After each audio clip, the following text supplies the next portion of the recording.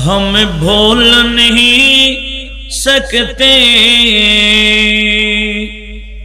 सअदात की कुर्बानी, हम भूल नहीं सकते सअदात की कुर्बानी, दरबारे यजीदी में यूं बात सुनाते हैं। सरकारे दुआलम का मीलाद मनाते हैं, एक जिंदा हकीकत का एहसास दिलाते हैं। अल्हम्दुलिल्लाह वस्सलातु वस्सलामु अला रसूलिल्लाह। অধ্যকার চট্টগ্রাম বোয়ালখালী পৌর এলাকার ৯ নং ওয়ার্ডের নবাব আলী চৌধুরী বাড়ি জাতীয় কিশোর শিশু কিশোর সংগঠন উঠন্ত ভুল এর ব্যবস্থাপনায় শহদায়ে কারবালা রিদওয়ানুল্লাহি তাআলা আলাইহিম আজমাইনের শরণার্থে অষ্টম বারের মতো আজম শান সুন্নি কনফারেন্স 2024 ইংরেজি এবং 1446 হিজরি সন। আজকের অনুষ্ঠানের সম্মানিত সভাপতি, এতক্ষণ যাবত গুরুত্বপূর্ণ আলোচনা পেশ করেছেন হাফেজ মাওলানা মোহাম্মদ আব্দুল কাইয়ুম তাহেরি সাহেব, প্রভাষক পাঁচখাইন মহিলুল উলুম সিনিয়র মাদ্রাসা রওজান এবং খতিব অত্র বাড়ি জামে মসজিদ। আজকের সম্মানিত হযরত উলামায়ে কেরাম, সমবেত ব্রাদারান ইসলাম, যারা যেখান থেকে আমাদের আজকের অনুষ্ঠানের আওয়াজ শুনছেন, সর্বস্তরের মুসলিম মিল্লাত রাহিমানি ওয়া রাহিমাকুমুল্লাহ। আল্লাহ পাক সুবহানাহু ওয়া তাআলার দরবারে আমরা শুকরিয়া আদায় করছি, এমন একটা মজলিসে আল্লাহ আমাদেরকে উপস্থিত হওয়ার সুযোগ দান করেছেন, যেটা দুনিয়াতে শান্তি পাওয়ার, আখিরাতে নাজাত পাওয়ার বড় একটা মাধ্যম। বলুন আলহামদুলিল্লাহ। আমি আপনাদের শুকরিয়া আদায় করছি, প্যারা নবীজির কদমে বেহাত সালাম পেশ করছি, যিনি আমাদেরকে বাঁচাবার জন্য এই আওলাদগুলোকে এভাবে কোরবানি দিয়েছেন। বলেন আলহামদুলিল্লাহ। সম্মানিত হাজরিন, এই কারবালার তাৎপর্য এবং ইমামে হুসাইন রাদিয়াল্লাহু তাআলা আনহুর শাহাদাত, এই বিষয় অতীব গুরুত্বপূর্ণ বর্তমান সমাজে।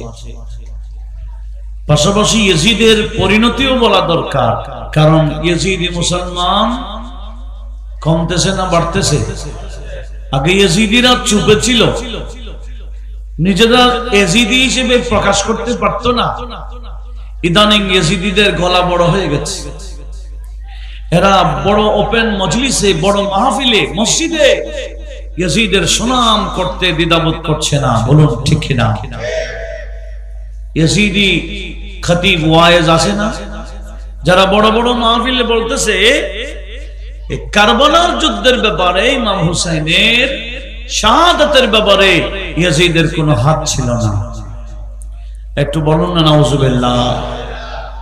ইয়াজিদের জন্য এত দরদ, এত মায়া কান্না, কিন্তু নিজের ছেলের নাম কখনো ইয়াজিদ রাখবে না, ঠিক কি না? নাতির নাম রাখবে, কারো নাম ইয়াজিদ রাখতে রাজি না, কিন্তু হাসান এবং হুসাইন ঘরে ঘরে নাম। কথা বলুন ঠিক কি না? এটাই হলো বিজয়। ইয়াজিদের নাম সহ সমাজ থেকে উঠে গেছে, কিন্তু ইয়াজিদের রুহানি বাচ্চারা এখনো রয়ে গেছে। ইয়াজিদের রুহানি বাচ্চারা নাই, আছে, তারা রয়ে গেছে, ইয়াজিদের সুনাম করতেছে, ইয়াজিদের শান গাইতে গাইতে জুবান শুকায় ফেলতেছে। গত বছরের আগের বছর আশুরার দিন ছিল, জুমার দিন। আজকে আশুরার রাত, বলেন আলহামদুলিল্লাহ। আজকে কোন রাত? আশুরার রাত। কালকে আশুরার দিন। এই আশুরার দিন ছিল গত বছরের আগের বছর জুমার দিন ছিল। খুতবায়, জুমার খুতবায় এক পীর, ইয়াজিদি পীর, ইয়াজিদের সুনাম গাইতে গাইতে, ইয়াজিদ বড় আল্লাহওয়ালা ছিল, যেরকম আছে ইয়াজিদ বড় আল্লাহওয়ালা ছিল, বড় মুহাদ্দিস ছিল, আলেম ছিল। রাতে 100 রাকাত নামাজ পড়তো, কত তারিফ। তাহলে বোঝা গেল এই পীরও ইয়াজিদি পীর। কথা বলুন ঠিক না? ইমাম হুসাইন ইবনে আলী রাদিয়াল্লাহু তাআলা কেন শাহাদাতকে গ্রহণ করেছেন? উনি কি কোন দুনিয়ার লোভে, গদির লোভে শহীদ হয়েছেন? এই কোটার জন্য এই আজকে কালকে বেশ কিছু ছাত্র মারা গেছে। এটার আন্দোলন কিসের? কোটার জন্য। তাই এই মারা যাওয়াটা, আন্দোলনটা কোটার জন্য, নিজের স্বার্থের জন্য। কি ইমাম হুসাইন কি এরকম নিজের স্বার্থের জন্য শহীদ হয়েছেন? এখন ইয়েজিদিরা বলতে চাচ্ছে আমাদের দেশেও রাজনৈতিক কারণে অনেকে মারা যায়, এরকম কোন আলোচনা নাই। কিন্তু হুসাইন উনিও তো রাজনীতি খাতিরে মারা গেছেন, এটা নিয়ে এত আলোচনার কি দরকার? বড় আওয়াজে বলুন না নাউজুবিল্লাহ। ইমাম হুসাইনের শাহাদাত কি দুনিয়াবি স্বার্থের জন্য, রাজনৈতিক বিষয়, না ঈমানের বিষয়? আজ থেকে প্রায় 850 বছরের উপরে যিনি মহাভারতে ইসলাম প্রচার করে আমাদের জন্য বড় এহসান করেছেন, উনি হচ্ছেন খাজে খাজাগান, বান্দা নওয়াজ, গরিব নওয়াজ, সুলতানুল হিন্দ, খাজা মাইনুল মিল্লাত ওয়াদ দ্বীন, মাইনুদ্দিন হাসান সঞ্জরি আজমেরি রাদিয়াল্লাহু তাআলা আনহু। উনিও ইমাম হুসাইনের আওলাদ। একটু জোরে বলি না সুবহানাল্লাহ। উনি কথাটাকে স্পষ্ট করেছেন, বলেছেন এই ভারতের, অখণ্ড ভারতের, তখন এটাও অখণ্ড ভারতে ছিল, বাংলাদেশ, পাকিস্তান, নেপাল, ভুটান, এই সিঙ্গাপুর টিঙ্গাপুর এরকম কোন রাষ্ট্রের নাম ছিল না, সব মিলে অখণ্ড ভারতবর্ষ ছিল। 150 জন রাজা ভারতকে শাসন করত। ওই সময় গরিব নওয়াজ ইসলাম প্রচার করেছিলেন। বড় আওয়াজ বলুন না সুবহানাল্লাহ। আর উনি বললেন আমি যে ইসলাম তোমাদেরকে দিচ্ছি, অনেকে আমার নানা জান ইমাম হুসাইনের বিরুদ্ধে হয়তো তোমরা বলতে পারো, সেজন্য আমি গরিব নওয়াজ বলে দিচ্ছি, শাহ আস্ত হুসাইন, বাদশাহ আস্ত হুসাইন, দিন আস্ত হুসাইন, দীপনা আস্ত হুসাইন। একটু জোরে বলুন না সুবহানাল্লাহ। বলে আমার নানা জান গদির জন্য যাবেন কেন? উনি তো দুনিয়া আখিরাতের বাদশা। দুনিয়ার বাদশাগিরি করলো ক বছর? যতক্ষণ নিঃশ্বাস আছে। কার কখন নিঃশ্বাস বন্ধ হয়ে যায় কেউ জানে? নিঃশ্বাস বন্ধ হয়ে গেলে কি আর বাদশাগিরি আছে? নাই।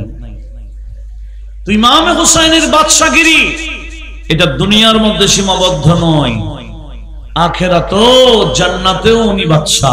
কথা বলুন ঠিক কিনা?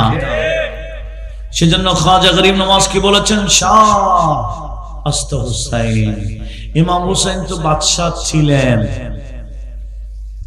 বাদশা আস্ত হুসাইন। ইমাম হুসাইন বাদশা ছিলেন, দিন আস্ত হুসাইন।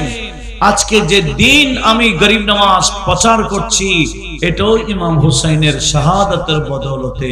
একটু বড় আওয়াজে বলুন। কেন? বলে দীপানা আস্ত হুসাইন। সেদিন ইয়াজিদ ইসলামকে ধ্বংস করতে চাইছিল, কিন্তু দ্বীনকে পানাহ দিয়েছেন, রক্ষা করেছেন ইমাম হুসাইন। একটু বড় আওয়াজে বলুন না সুবহানাল্লাহ। এটা আমি কারবালার তাৎপর্য তুলে ধরতেছি, আমার শুরুটা বিষয় তাৎপর্য। কারবালা কেন হলো? কি রাজনৈতিক বিষয় হয়েছে না দ্বীনি বিষয়? দ্বীনি বিষয়।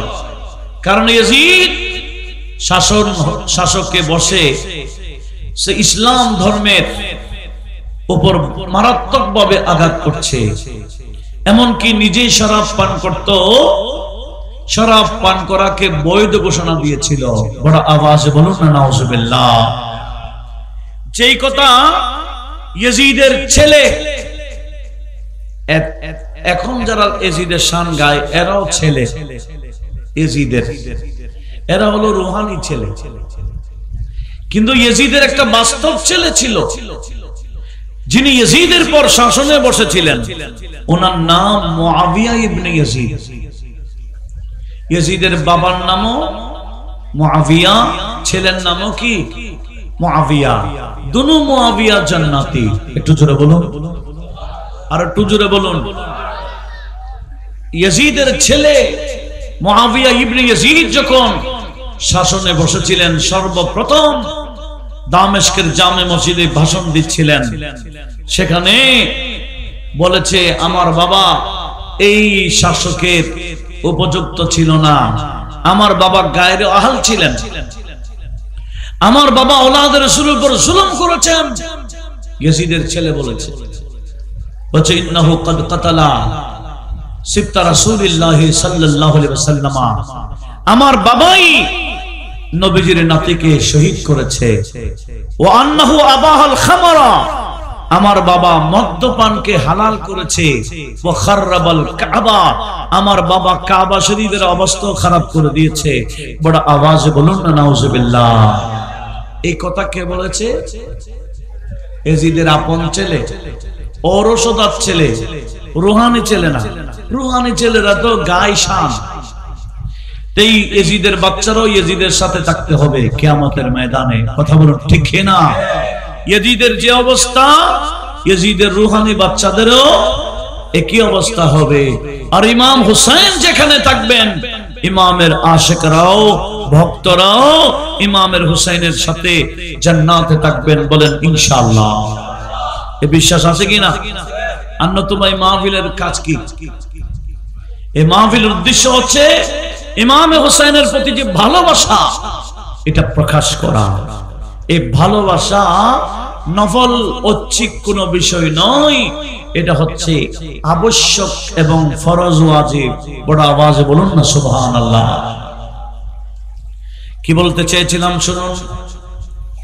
ইয়াজিদ যখন শরাব পান করাকে বৈধ করে দিয়েছিল, শরীয়তের উপর আঘাত আনছে, আর ইয়াজিদ শাসনে বসে চতুর্দিকে চিঠি পাঠাচ্ছে, এই মক্কার গভর্নর আমার খেলাফত মেনে নাও, বায়াত গ্রহণ করো।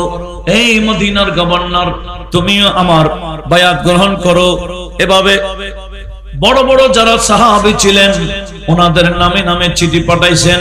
ইমাম হুসাইনের নামেও চিঠি পৌঁছে গেছে, যাতে উনি ইয়াজিদের খেলাফত মেনে নেই। উচ্চ আওয়াজে বলুন নাউজুবিল্লাহ। ইমাম হুসাইন বলেন, আমি থাকতে ইয়াজিদের খেলাফত গ্রহণ করব এটা তো সম্ভব না, কারণ ইয়াজিদের চরিত্রের ব্যাপারে আমার জানা আছে। সে নামাজ পড়ে না, সে বেনামাজি। সে কি? আমাদের দেশে অনেক শাসক বেনামাজি আছে। বেনামাজি ভোটে দাঁড়াইলে আমরা ভোট দিই না, এই কথা মাথায় না।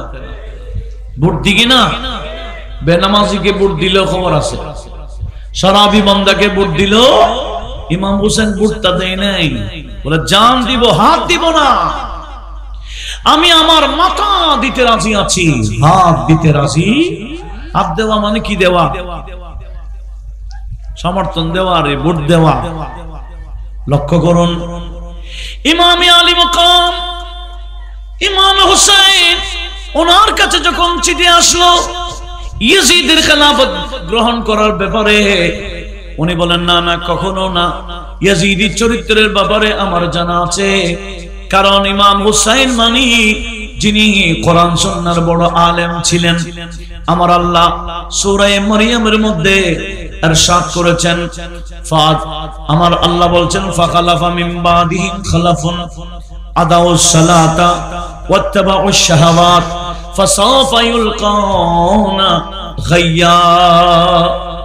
রব্বুল আলামিন বললেন, হে আমার বান্দারা শোনো, আমার বন্ধুর আশেপাশে যারা বসে আছে, আমার বন্ধুর যারা সাহাবা, এই সাহাবাদের পরে এমন কিছু বান্দা আসবে, ফাখালাফা মিন বাদিহিম, এই সাহাবীদের পরে কিছু বান্দা আসবে, এদের চরিত্র কি রকম? আদাউস সালাতা, এরা নামাজ বরবাদ করে ফেলবে, নামাজ পড়বে না। ওয়াত্তাবাউশ শাহাওয়াত, এরা মন গড়া চলবে, শরীয়ত মানবে না, নামাজ পড়বে না, শরীয়ত মানবে না, মন গড়া চলবে। আমার আল্লাহ বলে, ফাসাউফা ইউলকাউনা গায়্যা, অতি শীঘ্রে তাদেরকে গায় নামক জাহান্নামে নিক্ষেপ করা হবে। জোরে বলুন নাউজুবিল্লাহ। এটা কোন শরীফ? আর একটু জোরে বলেন। কি আপনার বুঝতে সমস্যা হয়? কোরআনে পাক আল্লাহ বলছেন, সাহাবীদের পরে এমন কিছু বান্দা আসবে, নামাজ পড়বে না, নামাজ বরবাদ করে ফেলবে। আরো কি করবে? ওয়াত্তাবাউশ শাহাওয়াত, মন গড়াই চলবে। এর তাফসীরে হযরত সাইয়্যিদুনা আবু হুরায়রা তাফসীর করতে গিয়ে বলেছেন, আমার নবীজি এবং আবু সাঈদ খুদরি রাদিয়াল্লাহু তাআলা আনহু দুইজন সাহাবা তাফসীর করেছেন। এই আয়াতের ব্যাখ্যাতে আমার নবীজি হাদিস বয়ান দিয়েছেন যে সাহাবীদের পর এমন কিছু বান্দা আসবে যারা নামাজ পড়বে না, মন গড়া চলবে, জাহান্নামে যাবে। এরা কারা? সর্বপ্রথম এই বান্দা যারা নামাজ না পড়ে শরীয়ত বিরোধী চলবে, তার নাম ইয়াজিদ হবে। তার নাম কি? ইয়াজিদ মানে বেনামাজি, ইয়াজিদ মানে বেশরা। শরা মানে কি? শরীয়তেরই। শরা মানে বেশরা, মানে বেশরা যে কথা, লাশরা একই কথা। দুটোটা আমরা চট্টগ্রামের ভাষায় বলি না? লাশরা এটা আরবি, বেশরা এটা উর্দু। লাশরা যে কথা, বেশরা একই কথা, মানে শরীয়ত নাই, নবীজির শরীয়ত সুন্নাহ ধার ধারে না, আমরা তাকে বলিতে আস্তা লাশরা, বেশরা বলে না, এই কথা বলে না। লাশরা বেশরা সর্বপ্রথম কে?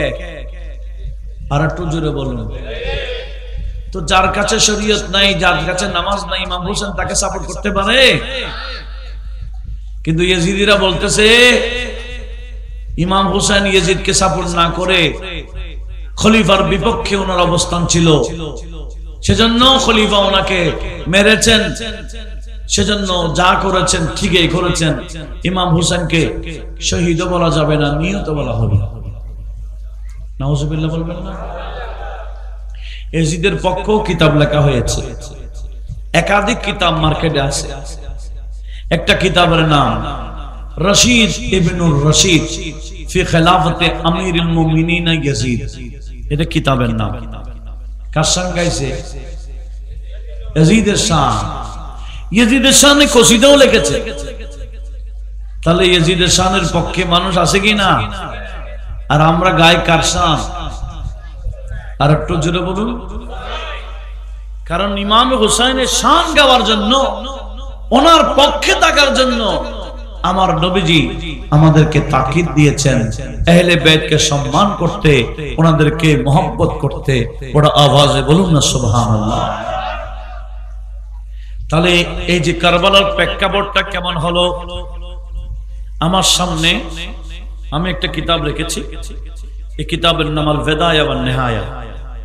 আমাদের দেশে কিছু বন্দারা আবার আল বেদায়া নিহায়া থেকে দলিল দেয়, এটা আবার আরবি না বাংলা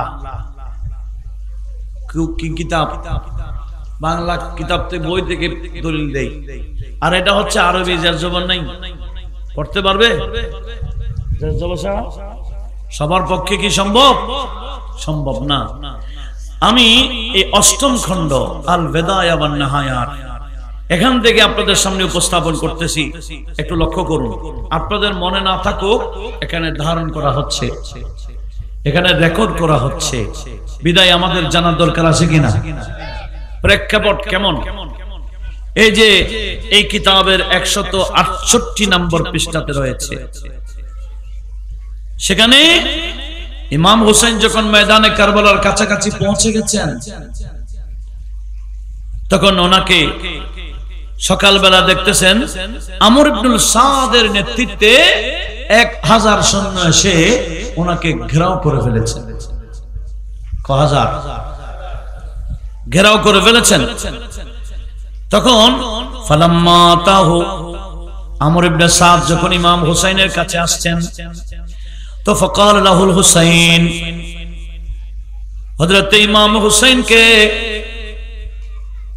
ইমাম হুসাইন ওনাকে প্রস্তাব দিয়েছেন, হে আমর ইবনে সাদ, তুমি সৈন্য নিয়ে আমাকে ঘেরাও করে ফেলেছো, আমি তোমাকে প্রস্তাব দিচ্ছি আখতির ওয়াহিদাতান মিন সালাসিন, আমি হুসাইন 3টা প্রস্তাব দিচ্ছি, 3টা থেকে যে কোনো একটা করার আমাকে সুযোগ দাও। জোরে বলুন সুবহানাল্লাহ। কয়টা থেকে? 3টা থেকে একটা দাও। বলে ইম্মা আন তাদউনি ফাআনসিরফু মিন হাইসু জিতু, আমাকে ছেড়ে দাও, বন্দী করতে পারবা না, ঘেরাও করিবা না, আমি যে দিক থেকে আসছি সেদিকে চলে যাব, আমি এখানে যুদ্ধ করার জন্য আসি নাই, যুদ্ধের কোনো প্রস্তুতি আমার নাই। কুফার মানুষরা আমাকে শত শত চিঠি দিয়ে দাওয়াত দিয়েছিল, আমি পরিবার নিয়ে, ছোট ছোট মাসুম বাচ্চা নিয়ে, মহিলাদেরকে নিয়ে আমি কুফাতে আসছি যুদ্ধ করার জন্য নয়, তাদের দাওয়াতে সাড়া দিতে। জোরে বলুন সুবহানাল্লাহ। আমি যুদ্ধের জন্য আসি না, বিদায় আমার 1 নম্বর প্রস্তাব, আমাকে ছেড়ে দাও, ফাআনসারিফু মিন হাইসু জিতু, আমি ওদিকেই চলে যাব যে দিক থেকে আসছি। কথা বুঝা যায়? 1 নম্বর। দ্বিতীয় নম্বর হলো ওয়াইম্মা আন তাদউনি ফাআযহাবু ইলা ইয়াজিদা, তোমরা তো ইয়াজিদের পক্ষে আসছো, তোমরা আমাকে ছেড়ে দাও, আমি সরাসরি দামেস্কে যাব ইয়াজিদের কাছে, যা হবে ইয়াজিদের সাথে হবে, আমি এখানে যুদ্ধ করতে আসি নাই। কয় নম্বর প্রস্তাব? এটা যিনি লিখেছেন আল্লামা ইমাদউদ্দিন ইবনে কাসির, অনেক বড় মুহাদ্দিস ছিলেন, মুফাসসির ছিলেন। ওনার তাফসীরটা সৌদি আরবের মধ্যে পাঠ্য কিতাব, তাফসীর ইবনে কাসির। গোটা সৌদি আরবের মধ্যে প্রত্যেকটা ক্লাসে যে কিতাবটা পড়া হয় তাফসীর ইবনে কাসির, আল্লামা ইমাদউদ্দিন ইবনে কাসিরের কিতাব আল বিদায়া ওয়ান নিহায়া। একটু শুনুন, এখান থেকে আমি আপনাদেরকে শোনাচ্ছি। কয়টা গেল? 1 নম্বর কি? আমাকে ছাড়ো, আমি যেদিক থেকে আসছি সেদিকে যাব। 2 নম্বর কি? আমাকে ছাড়ো, তোমরা তো ইয়াজিদের পক্ষে আসছো, আমি সরাসরি ইয়াজিদের কাছে যাব। কয়টা গেল? 3 নম্বর হলো ওয়াইম্মান তাদউনি ফাআলহিক বিসাগরি, তাহলে তুমি আমাকে যখন ছাড়ছো না, আমাকে সুযোগ দাও। কিরকম? তাহলে আমাকে কিছু অপেক্ষা, মানে কয়েকদিনের সুযোগ দাও, আমরা কি করতে পারি দেখি, এখানে আমাদেরকে ছেড়ে দাও, যেদিক থেকে সেদিকে যাব না, ইয়াজিদের কাছেও যাব না, অন্য কোথাও যাব। তবে তোমরা 1000 সৈন্য নিয়ে আসছো, আমাদেরকে অ্যারেস্ট করে রেখেছো, অ্যারেস্ট করিও না, আমাদেরকে ছেড়ে দাও। এই সৈন্যরা আসছে কার পক্ষে? ইয়াজিদের পক্ষে। ইমাম হুসাইন তাদের সামনে 3টা প্রস্তাব রাখার পরেও এরা বলছে আপনার একটাও প্রস্তাব গ্রহণ করা হবে না, আপনাকে ছাড়া হবে না, ইয়াজিদের হাতে হাত দিবেন নতুবা যুদ্ধ করবেন। 2টা প্রস্তাবের চেয়ে একটাও আপনার 3 নম্বর কোনো প্রস্তাব নাই। আমাদের পক্ষ থেকে প্রস্তাব হচ্ছে আপনি হয়তো ইয়াজিদের বায়াত গ্রহণ করবেন, নতুবা আমাদের বিরুদ্ধে যুদ্ধ করবেন। কথা বোঝা গেছে? তখন ইমাম হোসেন কি বলেছিলেন, এ কুফার মানুষেরা, আমি এখানে যুদ্ধের কোনো প্রস্তুতি নিয়ে আসি নাই। আমি মক্কাবাসীকে ডাক দিলে, মদিনাবাসীকে ডাক দিলে আমার পক্ষে তো হাজার হাজার যোদ্ধা থাকতো, এরকম যুদ্ধের প্রস্তুতি নিয়ে তো আমি আসি নাই। এরপর তোমরা যখন দুইটা প্রস্তাব, হয়তো ইয়াজিদকে মানবো নতুবা যুদ্ধ করব, আমরা দুইটা প্রস্তাব তো দিলা, এই দুইটার মধ্যে প্রথম নাম্বার ইয়াজিদকে মানার বিষয়। আমার গর্দান যেতে পারে, আমার জান যেতে পারে, আমি কখনো ইয়াজিদকে সাপোর্ট করতে পারি না। জোরে বলুন সুবহানাল্লাহ। ইয়াজিদকে সাপোর্ট করা মানে বেনামাজিকে প্রতিষ্ঠা করা, ইয়াজিদকে সাপোর্ট করা মানে শরাবিকে, মদখুরকে সমাজে প্রতিষ্ঠা করা, ইয়াজিদকে সাপোর্ট করা মানে আমার নানা জানের শরীয়তকে উল্টায় দেওয়া। এটা তো আমার পক্ষে সম্ভব। আমার প্রস্তুতি না থাকলেও আমি জিহাদ করে যাব, এরপরও বাতিলকে সাপোর্ট। সেই কথা খাজা গরিব নওয়াজ বলেছেন, सरदार नदाद दस्त दर दस्त यजीद हक्का के बनाए ला इलाहा अस्त हुसैन सलातुनिया।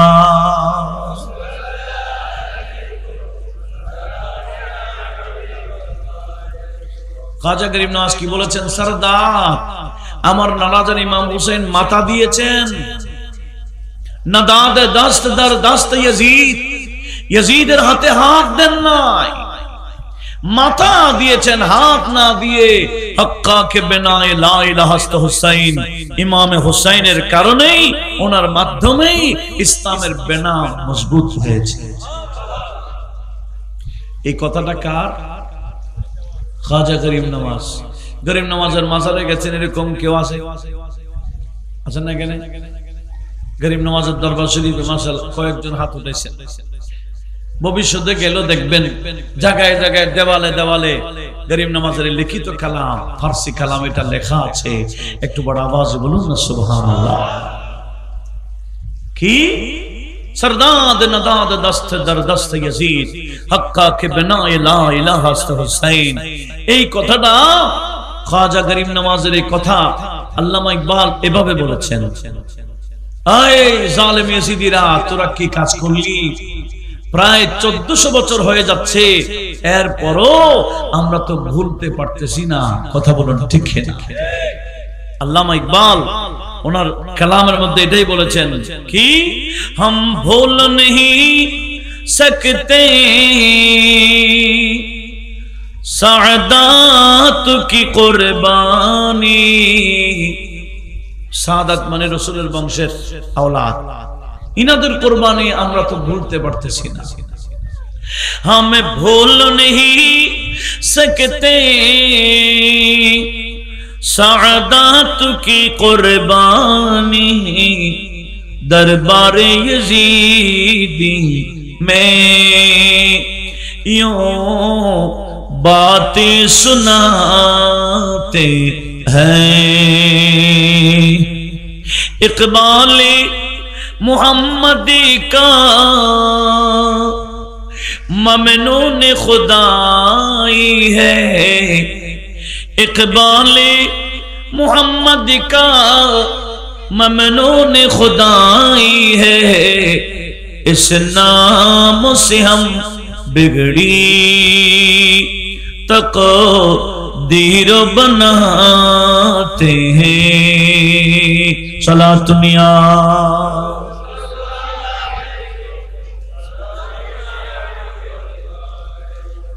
তাহলে বুজুর্গরা যা বলেছেন আমরা সেটাতে আসি কিনা? কিন্তু ইয়ং কিছু বর্তমান জেনারেশনরা ইয়েজিদিদের কথায় এরাও ইয়েজিদি হয়ে যাচ্ছে। বিশেষ করে যারা মসজিদের মধ্যে আধুনিক নামাজ পড়ে, আছে কিনা? আধুনিক মুসল্লি নাই, এদের নামাজরা কিরকম? হাত বাঁধে কি আমাদের মতো? এরা কি দাঁড়ায় আমাদের মতো? এরা ওয়ালাদ দাল্লিন শুনলে কি চিল্লাই, আমিন বলে চিল্লাই মারে, দোয়া মোনাজাতের কাছে নেই। হ্যাঁ, এই যে আধুনিক মুসল্লিরা এগুলো সব ইয়াজিদি। কারণ আহলে হাদিসের সমস্ত আহলে হাদিসরা ইয়াজিদের নামের আগে আমিরুল মুমিনিন বলে এবং ইয়াজিদের নামের পরে রাহমাতুল্লাহ আলাইহি বলে। আমরা কি ইয়াজিদকে রহমত দিব? আহলে সুন্নাত ওয়াল জামাতের আকীদা হলো লানাতুল্লাহি আলা ইয়াজিদা ওয়া আলা আওয়ানিহি ওয়া আনসারিহি। ইয়াজিদ নয় শুধু কিয়ামত পর্যন্ত ইয়াজিদের চড়াই দালালি করবে, সবার উপর আল্লাহর লানত। কথা বলুন ঠিক কিনা? এটাই হলো আহলে সুন্নাত ওয়াল জামাতের আকীদা, যেটা আকায়েদ শরহে আকায়েদ নাসফির মধ্যে আহলে সুন্নাত ওয়াল জামাতের আকীদার কিতাবের মধ্যে স্পষ্ট করেছেন, ইয়াজিদকে আমরা লানত দেই, লানত। কথা বলুন ঠিক কিনা? আর ইমাম হুসাইন এবং হুসাইনীদের উপর রহমত, ইমাম হুসাইনের উপর রহমত, হুসাইনীদের উপরও কি রহমত। ইয়াজিদের উপর লানত, ইয়াজিদীদের উপরও আল্লাহর লানত। একটু বড় আওয়াজে বলুন না নাউজুবিল্লাহ। যারা না বুঝে ইয়াজিদি হতে যাচ্ছে, আমরা তাদের জন্য দোয়া করব, আল্লাহ তাদেরকে হেফাজত করুক, হেদায়েত করুক। আমিন বলেন না আমিন। তো আমি কি বলতে চেয়েছিলাম, তাহলে ইমামে আলী মাকাম এই যে কারবালার যুদ্ধে কি উনি স্বেচ্ছায় করেছেন না বাধ্য হয়ে? আর ইমাম হুসাইন সেদিন বলেছিলেন, কথাবার্তা যেটা হচ্ছিল সে রাতটা ছিল আজকের রাত। কোন রাত? আশুরা রাত ছিল। তারা বলছে হয়তো যুদ্ধ করবেন না তোমায় ইয়াজিদকে মেনে নেবেন। বলে ইয়াজিদকে মানতে রাজি না, যুদ্ধ করতে। তোমরা যদি বাধ্য করছো, আমরা জান থাকতে ইয়াজিদকে মানতে রাজি না। তখন তারা বলে ঠিক আছে যুদ্ধ শুরু হয়ে যাক। তখন ইমাম হুসাইন বলছেন আজকে আশুরার রাত, আমি আমার নানা জানের উম্মতকে আশুরার রাতের ইবাদতের শিক্ষা দিতে চাই। এই রাতটা আমি ইবাদতে কাটাবো। যুদ্ধ হলে ফজরের নামাজের পর হবে, এর আগে না। তারা এটা মেনেছিলেন। ইমাম হুসাইন গোটা রাত সপরিবার এই আশুরার রাতকে কাটিয়েছেন ইবাদত বন্দেগীতে। নামাজ পড়ে, কোরআন পড়ে, দরুদ পড়ে, ইস্তিগফার পড়ে, বিভিন্ন ইবাদত বন্দেগী করে করে গোটা রাত কাটিয়েছেন। ফজরের নামাজের পর জামাতের পরে যখন সালাম ফিরালেন, দোয়া মোনাজাত করলেন, দেখলেন ওদিক থেকে আমর ইবনুল সাদ সেনাপতি, সে গদির লোভে আসছিল। সে ছিল নবীজির বিখ্যাত সাহাবী, 10 জনের একজন, আশারায়ে মুবাশশারা, যাদেরকে আমার নবী দুনিয়াতে থাকতেই জান্নাতের টিকিট দিয়েছেন, এরকম সাহাবা। সাদ ইবনে আবি ওয়াক্কাস রাদিয়াল্লাহু তাআলা আনহুর ছেলে ছিল, নাম ছিল আমর। নাম কি? সে সবার সামনে ফজরের নামাজের পরে আমর ইবনে সাদ নামাজের ইমামতি করেছিল। তাহলে ইয়াজিদিরাও নামাজ পড়তো। কথা বলুন ঠিক কিনা? বর্তমানে ইয়াজিদিরাও নামাজ পড়ে কিনা? আরে ভাই, নামাজ পড়লে হবে না, কলবের মধ্যে নবী এবং আওলাদ নবীর প্রেম ভালোবাসা থাকতে হবে। নামাজ শ্রেষ্ঠ ইবাদত। এই ইবাদতের মধ্যে আমার আল্লাহ নবী এবং আওলাদে নবীর প্রতি মহব্বত আবশ্যক করে দিয়েছেন। ইনাদের উপর দরুদ শরীফ পড়া লাগে। কথা বলুন ঠিক কিনা? নামাজের মতো গুরুত্বপূর্ণ ইবাদত, এই ইবাদতেও নবী এবং আলে নবীর উপর দরুদ শরীফ পড়ি কিনা? কি নামাজে সালাম ফিরাইয়া পড়ি না নামাজের ভিতরে পড়ি? সালাম ফিরাবার আগে দরুদ শরীফ। এটা না পড়লে নামাজ আল্লাহর দরবারে কবুল হবে? অনেকে বলতে পারে দরুদ শরীফ পড়া তো সুন্নাহ, এটা ওয়াজিব ফরজ না, নামাজ তো হয়ে যাবে। এরকম অনেকে ফতোয়া দিতে পারে। সেজন্য আমার নবীজি আগে ভাগে হাদিস শরীফে কি বলেছেন, হাদিসটা একটু শুনেন। আপনাদের বিরক্ত লাগছে মনে হয়। এখানেও ফাঁকা কিছু দেওয়ার দরকার ছিল, শ্রোতাদের জন্য খেয়াল করেন। এটা কিন্তু গরম বেশি। তার কি বলছিলাম, হাদিসে রাসূল যেটা ইমাম বাইহাকি আস-সুনান আল কুবরাতে নোট করেছেন। এমনকি আহলে হাদিসদের একজন বড় ইমাম, তার নাম শৌকানি, তার কিতাব নাইলুল আওতারও এই হাদিস পেশ করেছেন। হাদিসটা একটু শুনুন। হযরত আব্দুল্লাহ ইবনে আবু মাসউদ আল আনসারী উনি হাদিস বর্ণনা করছেন, قال رسول الله, বড় করে বলুন, সাল্লাল্লাহু আলাইহি ওয়াসাল্লাম, আমার নবীজি ইরশাদ করেছেন, মান সাল্লা সালাতান, যারাই নামাজ পড়ে, যারাই কি পড়ে? নামাজ পড়ে, কিন্তু নামাজে ওয়ালাম ইউসাল্লি আলাইয়া ওয়া আলা আহলি বাইতি, আমাকে না, এদিকে দিতে বলছি, এদিকে, ইনাদের অবস্থা খারাপ, আপনারা একটু দূরে শির পড়ুন তো। আল্লাহুম্মা সাল্লি আলা নবিয়িনা শাফি'না, আর একটু মোহব্বতে আল্লাহুম্মা সাল্লি নবিয়িনা শাফি'না, क्या करो तारीफ सरदार जहां की शान की, क्या करो तारीफ सरदार जहां की शान की, हजरत जिब्रील है जब के दरबाने रसूल, अल्लाहुम्मा सल्ले अला नबीना शफीअना, नाम लेवा जो है बस उसके लिए दोज़ख हराम, सफ बसफ जाएंगे जन्नत में गुलामाने रसूल, अल्लाहुम्मा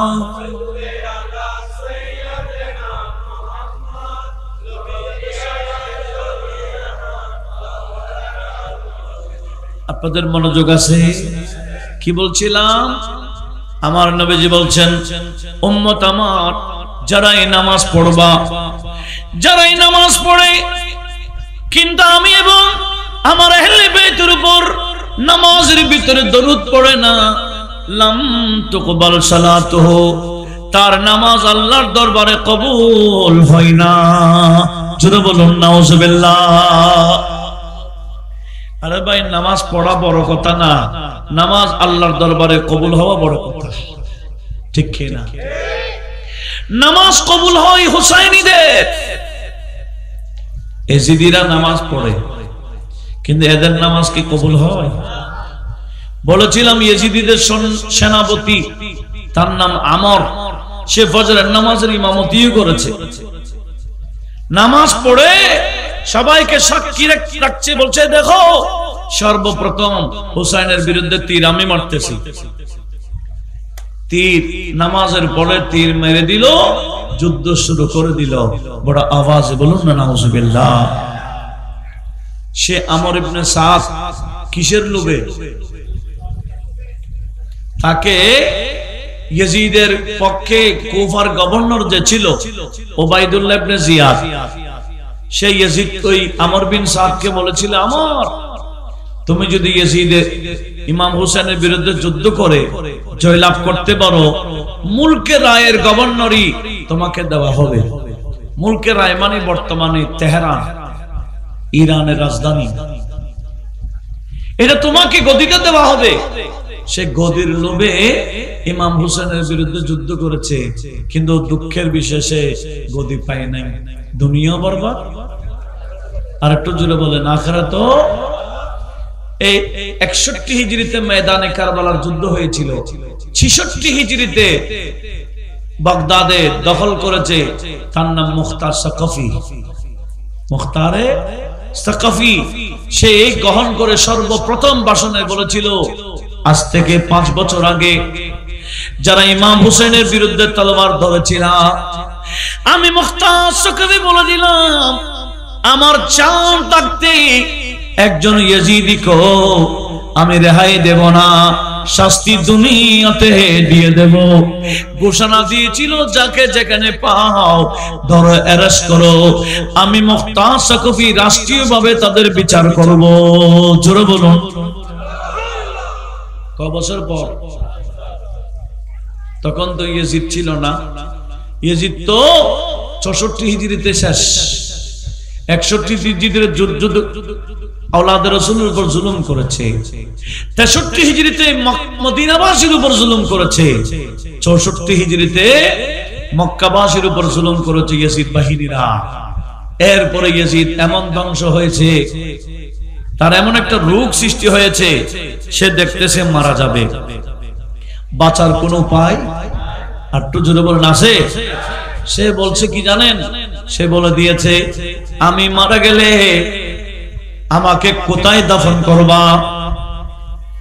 কেউ যাতে না দেখে, কেউ যাতে না জানে। কারণ ইয়াজিদের ভয় ছিল, ইয়াজিদকে যদি কেউ পায় কবর থেকে উঠাইয়া পুরাই ফেলবে। এটা ইয়াজিদের কি ছিল?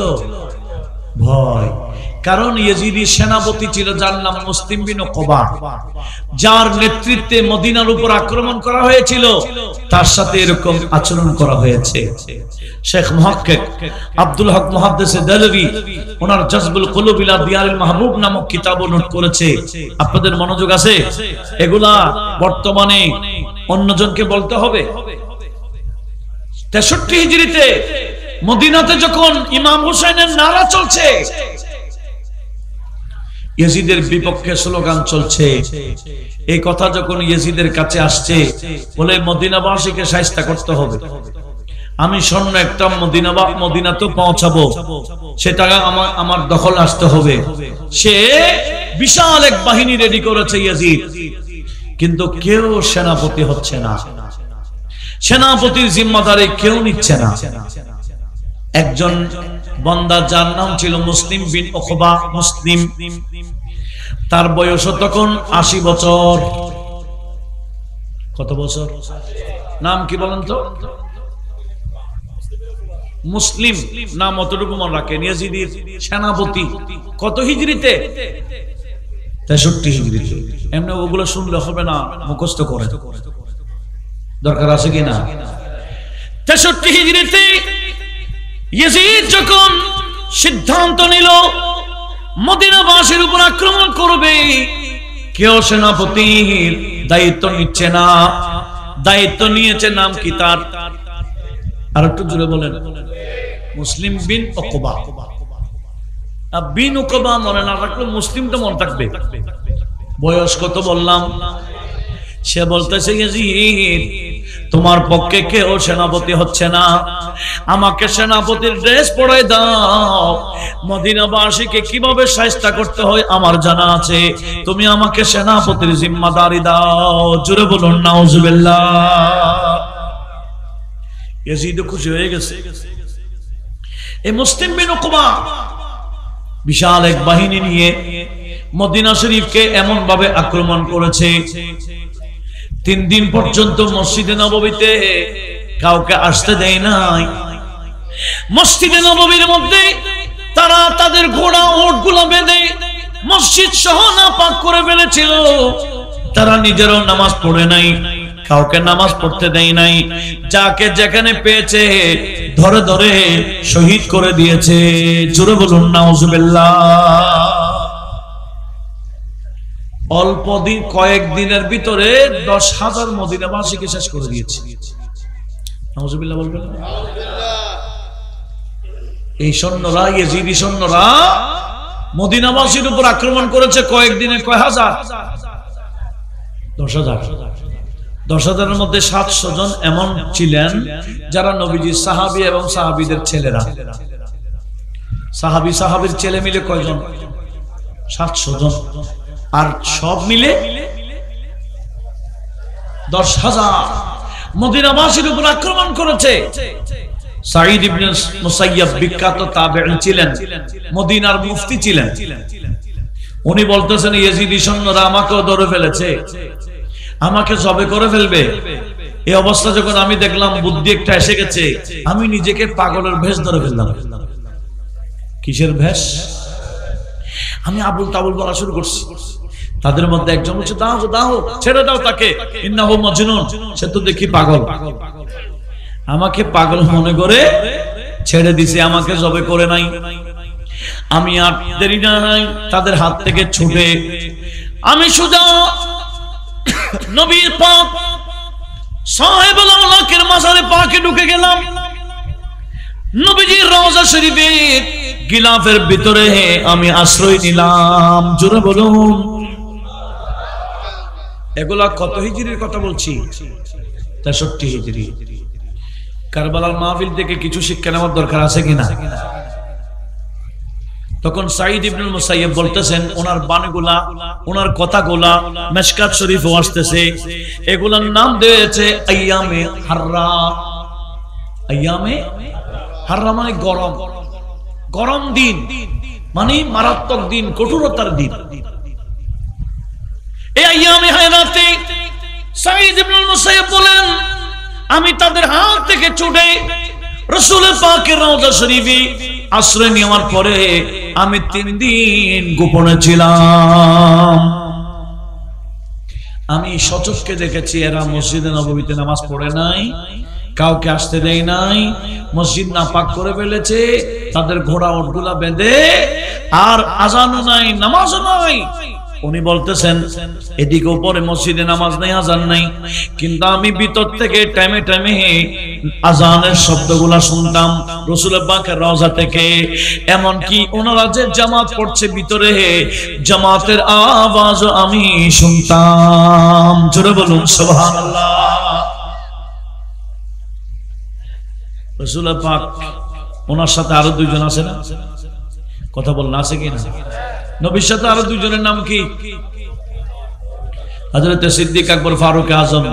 এখন কিছু সুন্নি নামদারি শিয়ারা সিদ্দিক আকবর, ফারুক আজমের বিরুদ্ধে কথা বলতেছে। কথা বলুন ঠিক না? এই বিষয়ে আমাদেরকে সজাগ হওয়ার দরকার আছে না? উপরে লেভেল সুন্নিয়তের, কিন্তু কাজ চালায় শিয়াদের। আমাদের সুন্নি জনতাকে একটু সজাগ থাকার দরকার আছে কিনা বলেন? উপরে লেভেল কার? একটু বলেন, খেয়াল করুন, খেয়াল করুন, এদিকে এদিকে এদিকে এদিকে একটু লেভেল কার? সুন্নিয়তে। কিন্তু কাজ চালাচ্ছে কার? শিয়াদের। একটু সজাগ হওয়ার দরকার আছে না? গত কিছুদিন আগে ঈদে গদির রকম একটা অনুষ্ঠান করেছে চট্টগ্রামে। সেখানে এক বক্তা হযরতে সাইয়্যিদনা ফারুক আজমের শানে এত বিয়াদবি করেছে মারাত্মক ভাবে। ফারুক আজমের শানে উল্টা সিধা কথা বলেছে, বড় আওয়াজে বলুন না নাউজুবিল্লাহ। শিয়াদের কাজ কি? এদিকে আওলাদের রাসূলকে ভালোবাসে বলবে, এদিকে নবীজির সাহাবীকে গালি দেবে। নবীজির সাহাবীদের বিরুদ্ধে বলা। সুন্নিয়ত মানে কি? সুন্নিয়ত মানে যারা আওলাদের রাসূলকে মহব্বত করবে, নবীজির সাহাবীদেরও অনুসরণ করবে। আমরা দুটা দল ধরছি। একটা দলের নাম আসহাবে রাসূল, আর একটা দলের নাম আওলাদে রাসূল। আমরা দুটা ধরেছি। তারা একটা ধরেছে আর একটা ছেড়ে দিয়েছে। সেজন্য আলা হযরত আহলে সুন্নাত ওয়াল জামাতের কথা তুলে ধরতে গিয়ে এভাবে বলেছেন, বলে সুন্নি জামাতের সবার বেড়া পার, সবাই জান্নাতি। সুন্নি জামাত সবাই কি?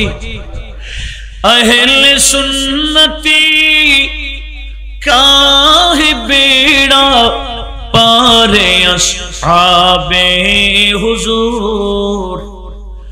আহলে সুন্নত কাহে বেড়া পারে আসহাবে হুজুর। নজম হে और नाव है, नजम है और नाव है। फितरत रसूलुल्लाह की नजम है और नाव है। सलातुनिया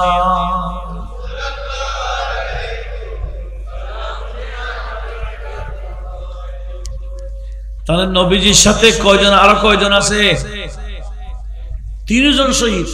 নবীজিও শহীদ, সিদ্দিক আকবরও শহীদ, ফারুক আজমও শহীদরা মরানা জিন্দা।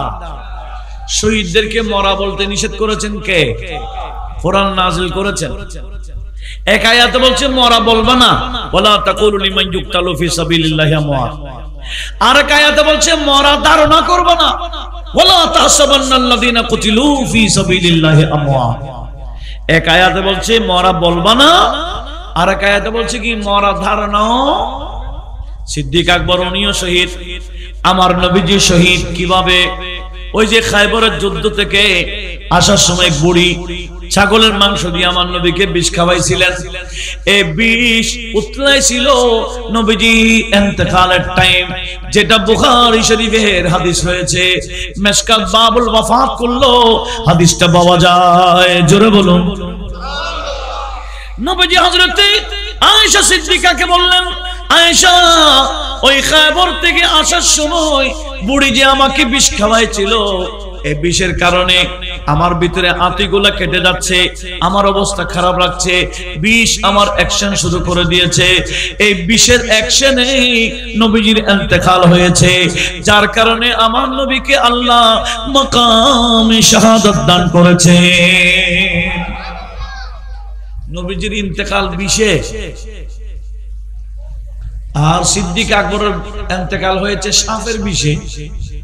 কারণ আপনারা জানেন গারে সুরে যখন সিদ্দিক আকবরকে সাপে কাটায় বিষ ঢুকাই দিয়েছিল, আমার নবীজি তুতু লাগাইয়া বিষের অ্যাকশন অফ করে রেখেছে।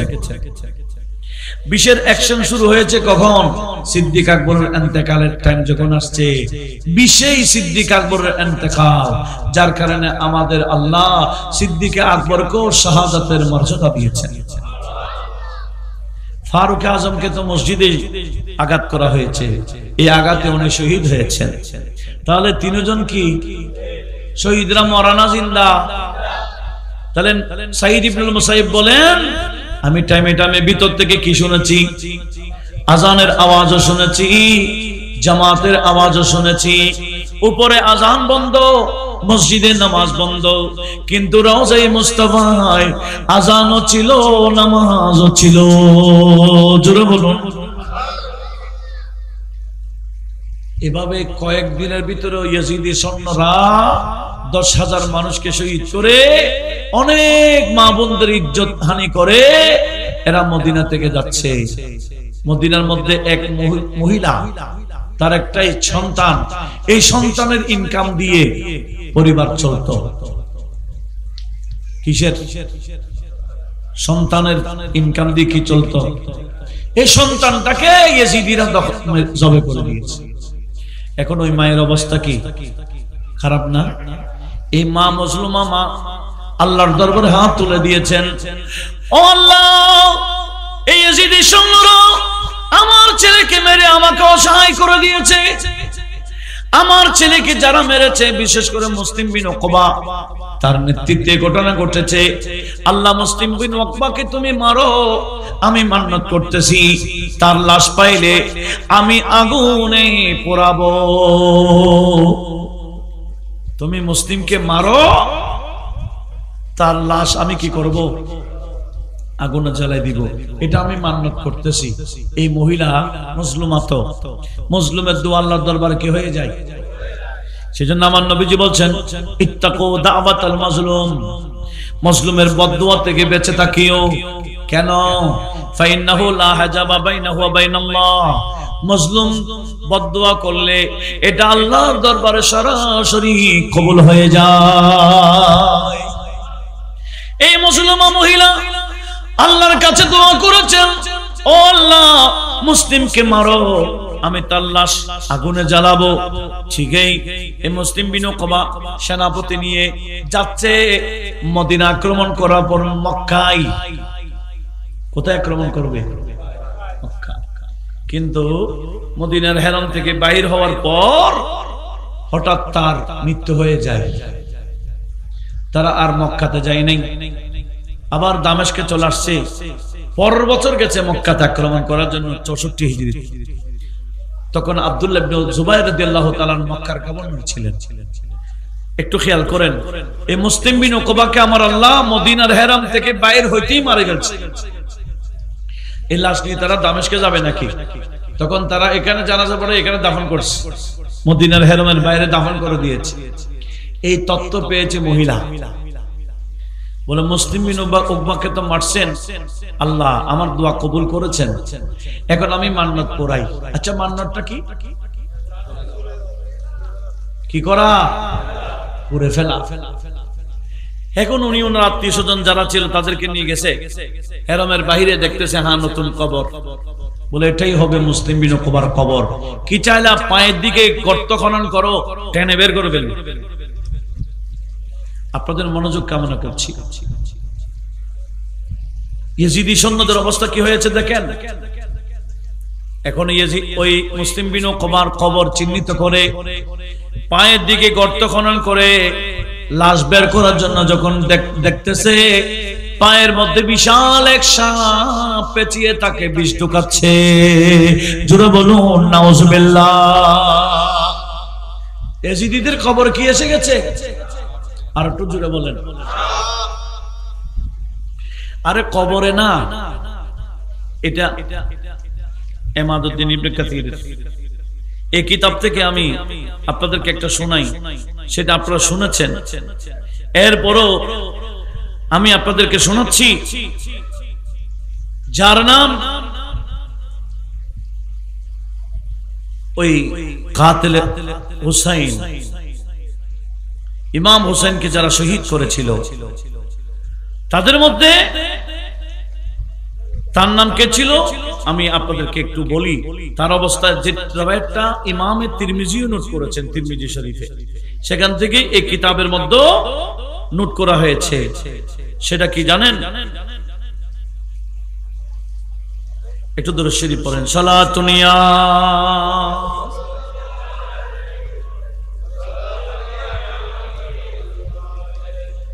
चैन आता है मेरे दिल को तमाम, नाम लेते ही तुम्हारा या नबी सलातुनिया।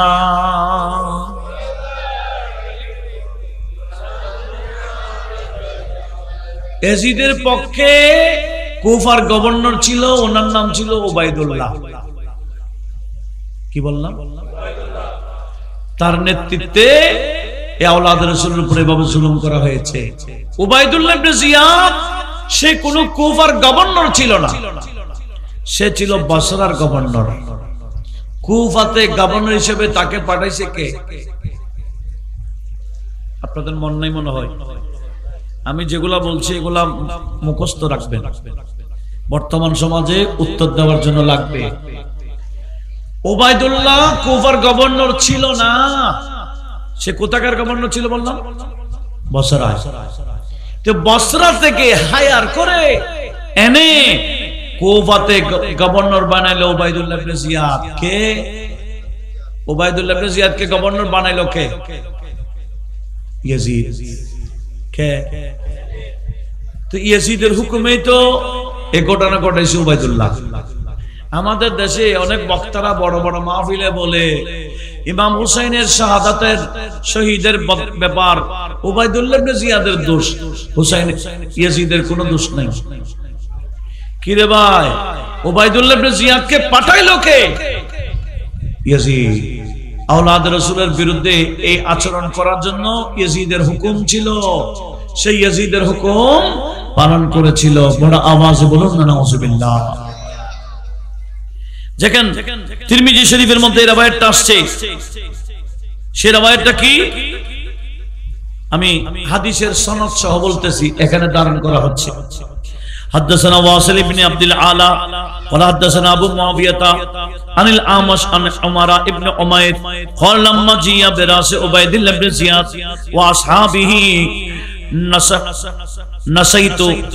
نصبت في المسجد في الرحبه فانتهيت اليهم। বলা হচ্ছে উবাইদুল্লাহ ইবনে জিয়াদ ওই মুখতাসর কবি 5 বছর পর যখন শাসনে আসছে, বলে যারা নেতৃত্ব দিয়েছিল তাদেরকে আগে ধরো। তো নেতৃত্বে যারা দিয়েছিল তাদের মধ্যে উবাইদুল্লাহ ইবনে জিয়াদ ছিল কিনা? বলে তার মাথা কেটে নিয়ে আসো। মুখতাসর কবির হুকুমে উবাইদুল্লাহ ইবনে জিয়াদের যে কুফার গভর্নর ছিল তার মাথা কেটে আনা হয়েছে। এটা তিরমিজি শরীফের রাওয়ায়াত। তিরমিজি শরীফ, এটা হাদিস নম্বর হচ্ছে 3780 নম্বর। আমি হাদিসের নাম্বার সহ দিচ্ছি, লক্ষ্য করুন। এই উবাইদুল্লাহ ইবনে জিয়াদের মাথা কেটে মুখতাস সাকাফি অর্ডারে নিয়ে আসা হলো। তখন ওমর বিন উমাইর উনি বলতেছেন, আমি দেখেছি, আমি গেলাম মসজিদের মধ্যে অনেকগুলা মানুষ তার মাথা দেখার জন্য। সে তো জালেম ছিল, বড় শাসক, জালেম শাসক ছিল। তার মাথা কেটে যখন আনা হলো, মানুষ গুল করে মসজিদের বাহিরে তাকে দেখতেছে। মধ্যখানে মাথা নেই, চতুর্দিকে কি মানুষ দেখতেছে তাকে। হঠাৎ করে দেখা গেল কাজ্জাত ফাইদা হাইয়াতুন কাজ্জাত, মানুষ আসতেছে, মানুষ বলতেছে এসে গেছে, এসে গেছে। সবাই দেখতেছে কি আসতেছে, দেখতেছে বিশাল এক সাপ। কি এসে গেছে? সাপ। এই গভর্নর, কুফার গভর্নর উবাইদুল্লাহ ইবনে জিয়াদ, তার কাটা মাথা নেই, মানুষ চতুর্দিকে দেখতেছে তাকে, আর বিশাল এক সাপ এসে গেল। এসে কি করেছে? তাখাল্লালার রুস হাত্তা দাখালাত ফি মানহারি উবাইদুল্লাহ ইবনে জিয়াদ। মাথা তো কাটা, এদিকে নাকের দিকে সাপটা ঢুকলো, সাপটা তার মাথার ভিতরে ঢুকলো। ফামাকাসাত হানিয়াতান, সাপটা মাথার ভিতরে কিছুক্ষণ অপেক্ষা করলো। থুম্মা খারাজাত, আবার সাপটা বের হলো। ফাযাহাবাত, এভাবে চলে গেল, আবার সাপটা চলে গেল। কেউ সাপটাকে মারে নাই বা কাউকে সাপ এটা আঘাত করে নাই, আক্রমণও করে নাই। উবাইদুল্লাহ ইবনে জিয়াদের কাটার মাথার ভিতরে ঢুকে বিষ ঢুকাইয়া চলে গেল। উচ্চ আওয়াজে বলুন নাউজুবিল্লাহ। এগুলো হচ্ছে ইয়েজিদিদের পরিণতি। এগুলা জানার দরকার আছে কিনা? বর্তমানেও ইয়েজিদিদের পক্ষে যারা কথা বলছে, কবরে গেল তাদের কবরে কি এসে যাবে? আর একটু জোরে বলেন। আর ওই মুসলিম বিন উকবা, ওই মহিলা গিয়েছিল মান্নত পুরাবার জন্য, তার লাশ বের করবে, দেখতেছে পায়ের ভিতরে, পায়ের ওইদিকে বিশাল এক কি, তাকে বিষ ঢুকাচ্ছে। অনেক চেষ্টা চালাইলো সাপ এটাকে দুর্বৃত্ত তাড়াইতে, কিন্তু পারে নাই, সাপ এটা যায় না। বলে ঠিক আছে, মাথার দিকে খুলো, ওদিকে টেনে হলে বের করে ফেলি। পায়ের দিকে তো পারতেছি না সাপের জন্য, মাথার দিকে টেনে বের করে আমি মান্নতটা পুরাই ফেলি। গর্ত যখন খুললো পায়ের দিক, মাথার দিকে, দেখতেছে হ্যাঁ পায়ের দিকে যেভাবে সাপ, মাথার দিকেও বিশাল এক সাপ দেখা যাচ্ছে। জোরে বলুন নাউজুবিল্লাহ। পায়ের দিকেও সাপ। কোন সেনাপতি? এজিদি বলেন না, আর একটু জোরে বলেন কি? এজিদি সেনাপতির পায়ের দিকে সাপ, মাথার দিকে সাপ। এই সাপ কি দুনিয়াবি সাপ? কবরের সাপের কথা আমার নবী কি বলেছেন? কবরের সাপের কথা আমার নবীজি বলেছেন, এই কবরের মধ্যে যে সাপ আসবে এগুলার এত মারাত্মক বিষ। দুনিয়ার মধ্যে সাপ এগুলা যদি নিঃশ্বাস ফেলে সবুজ কিছু থাকবে না, এই সাপের বিষেই সব জ্বলে যাবে। এরকম মারাত্মক বিষ কবরের সাপের। জোরে বলুন নাউজুবিল্লাহ। আল্লাহ আমাদেরকে হেফাজত করুন। তাহলে ইয়েজিদিদের কবরের ভিতরে কি আসবে? আর ইমাম হুসাইনীদের কবরে রহমত আসবে, জান্নাতের নাজ নিয়ামত আসবে। কথা বলুন ঠিক কিনা? আল্লাহ হুসাইনী হয়ে কবরে যাওয়ার তৌফিক দিক, আমিন বলি। লক্ষ্য করুন, এখন মাথার দিকেও সাপ, পায়ের দিকে তো সাপ আছে, কোন দিকে সাপ যাচ্ছে না। তার লাশটাকে বের করতে পারতেছে না, তার লাশটাকে বের করতে পারতেছে না। আপনাদের অমনোযোগী দেখা যাচ্ছে। অমনোযোগী এগুলা আমি কাহিনী বলতেছি না, কাহিনী এক বিষয়, এগুলো আরেক বিষয়। কাহিনীর সাথে এগুলো বিশাল এক বিপদ। কি সমস্যা? হ্যাঁ, ডিস্টার্ব তো আপনি করতেছেন। বলছি অমনোযোগী এটা নিলে আমার ধারাবাহিক নষ্ট হয়ে যাবে। আমি চোখ বন্ধ করে কাহিনী বয়ান দিচ্ছি না, লক্ষ্য করুন কি বলছিলাম, যেগুলা জবাব দেওয়ার জন্য বর্তমানে অতীব দরকার। আল্লাহ সবাইকে বোঝার তৌফিক দিক, আমিন বলি। মনোযোগ কামনা করছি। কি সাপ, পায়ের দিকে সাপ, বের করা কি সম্ভব? তখন মহিলা আল্লাহর দরবারে ফরিয়াদ করলো, আল্লাহ আমি মান্যতটা কিভাবে পূরণ করব? আয় আল্লাহ মান্যতটা আমি কিভাবে পূরণ করব? তার লাশ তো বের করতে পারতেছি না। আচ্ছা মান্যতটা কি ছিল বলেন তো আবার? লাশটাকে কি করে ফেলবে? পুড়ে ফেলবে, জ্বালিয়ে ফেলবে। ও আল্লাহ আমি মান্যত পূরণ করতে পারছি না, সাপ এর কারণে লাশ বের করতে পারতেছি না, তুমি সাপ দুটোটা তাড়াইয়া দাও, তার লাশটা আমি কবর থেকে বের করব। এই মহিলা এরকম দোয়া করতে দেন না, আমার আল্লাহর কুদরত, সাপ চলে গেল। জোরে বলুন। সাপ যখন গেছে গা, এখন তার লাশটা কবরের ভিতর থেকে বের করে তার আত্মীয় স্বজন সবাই মিলে কি করে ফেললো? এর তত্ত্ব পাইছে কে? ইয়াজিদ। এখন ইয়াজিদেরও ভয় আছে কিনা? ইয়াজিদ বলে আমার সেনাপতিকে মারার পরও তো ঠাই দেয় নাই, শান্তি দেয় নাই, খবর থেকে তুলে জ্বালায় ফেলছে, তো আমার লাশও তো খবর থেকে উঠাইয়া জ্বালাবে, বিদায় আমাকে খবর কোথায় দিবে? এই আমার আত্মীয় স্বজন কেউ তোমরা খবরদার, আমার কোথায় খবর দিবা কেউ যাতে না জানে। এখানে একটা আমি গুরুত্বপূর্ণ কথা বলবো, মনোযোগ আছে কিনা বলেন। এজিদের কবর আছে, মাজার আছে মনে হয়? এজিদের মাজার আছে? এজিদিদেরও মাজার হবে না। এজিদের যেভাবে মাজার নাই, ইয়েজিদিদেরও মাজার হতে পারে না। সেজন্য ইয়েজিদিরা সবসময় মাজার বিরোধী থাকে।